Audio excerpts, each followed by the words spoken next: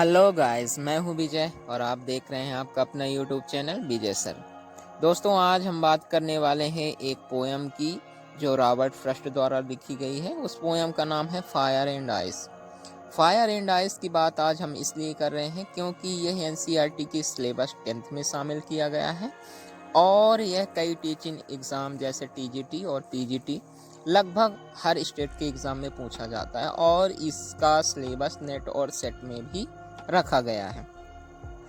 तो चलिए आगे बात करेंगे, लेकिन अगर आपने अभी तक हमारे चैनल को सब्सक्राइब नहीं किया है तो पहले चैनल को सब्सक्राइब कर लीजिए। चलिए अब बात करते हैं इस पोयम के प्लॉट के बारे में। तो इस पोयम में पोएट बात करता है दुनिया के खत्म होने की।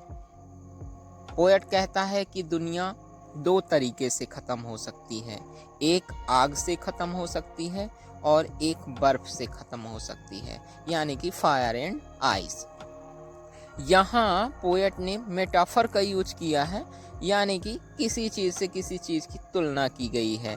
तो यहाँ पोएट ने आग की तुलना मनुष्य की असीमित इच्छाओं से की है एवं बर्फ की तुलना नफरत से की गई है। तो पोएट के कहने का मतलब है या तो दुनिया आग और बर्फ से ख़त्म हो सकती है, यानी कि मनुष्य की असीमित इच्छाओं से ख़त्म हो सकती है, या फिर मनुष्य के द्वारा की गई नफरत से ख़त्म हो सकती है। यह पोएम 2 स्टेंजा में लिखी गई है। चलिए पहला स्टेंजा करते हैं। पहला स्टेंजा कहता है, सम से the world will and in fire. कुछ लोग कहते हैं कि संसार आग में ख़त्म हो जाएगा। सम से इन आइस, तो कुछ लोग कहते हैं कि बर्फ में। From what I have tested of desire, जो मैंने अनुभव किया है, जो मुझे पता है, वह है डिज़ायर यानी कि असीमित इच्छा। I hold with those who favour fire, और मैं अपना पक्ष रखता हूँ उनके फेवर में, उनके साथ जो आग के पक्ष में है।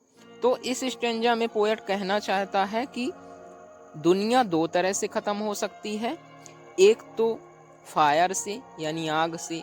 आग की तुलना यहाँ असीमित इच्छा से की गई है, यानी कि मनुष्य की असीमित इच्छा बहुत ज़्यादा बढ़ जाए तो भी दुनिया के ख़त्म होने का कारण बनता है। या फिर आग एक ऐसी चीज़ होती है जो दुनिया को ख़त्म करने के लिए पर्याप्त होती है। और फिर पोएट कहता है कि हाँ, जो मैंने टेस्ट किया है, जो मैंने अनुभव किया है, वो मनुष्य की असीमित इच्छा है जो कि वर्ल्ड को ख़त्म कर सकती है, संसार को ख़त्म कर सकती है। और मैं इस पक्ष में हूँ कि हाँ, दुनिया आग से ख़त्म हो सकती है या ख़त्म हो जाएगी।